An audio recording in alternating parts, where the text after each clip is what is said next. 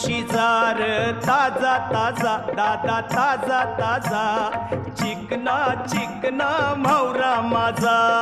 घेऊन शिजार ताजा ताजा दादा ताजा ताजा चिकना चिकना म्हावरा माझा घेऊन शिजार ताजा ताजा दादा ताजा ताजा चिकना चिकना म्हावरा माझा घेऊन शिजार ताजा ताजा दादा ताजा ताजा चिकना चिकना म्हावरा माझा